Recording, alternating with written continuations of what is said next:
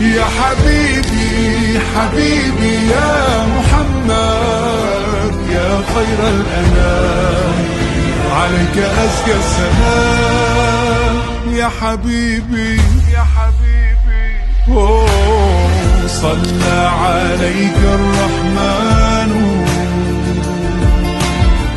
أزكى الصلاة والسلام يا ربي ارفع مقامه.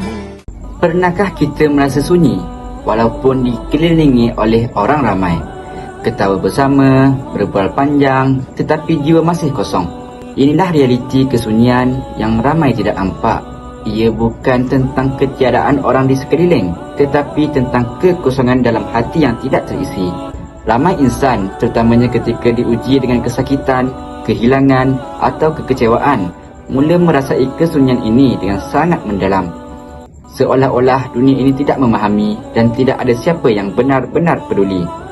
Hati menjadi hampa, fikiran jadi kusut, hidup terasa kelam. Namun ketahuilah, kesunyian bukan satu kelemahan. Ia bukan tanda bahawa kita lemah atau tidak berharga. Bahkan, ia adalah ruang yang Allah hadirkan supaya kita kembali melihat ke dalam diri. Merenung hubungan kita dengan Allah. Kadang-kala Allah menarik semuanya kerana Allah ingin perhatian manusia daripada kita, supaya kita mula memandang Allah semula.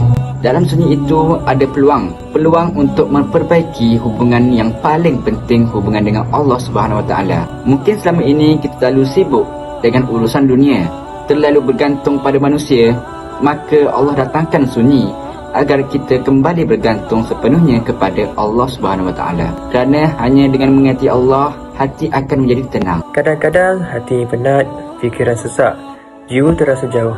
Tapi solat bukan sekadar kewajipan. Ia adalah ruang untuk kita berhenti dan kembali kepada Tuhan.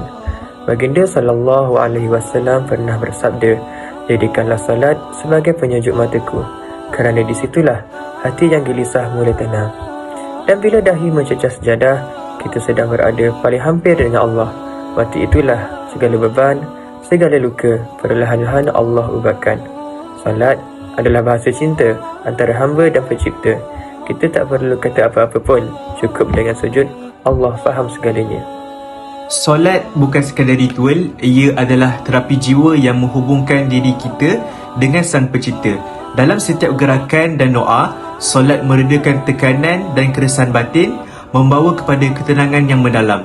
Kajian saintifik membuktikan amalan solat mampu memperlahankan degupan jantung dan menstabilkan emosi, lalu menjadikan kita lebih tenang dan lebih fokus dalam menghadapi cabaran dalam hidup.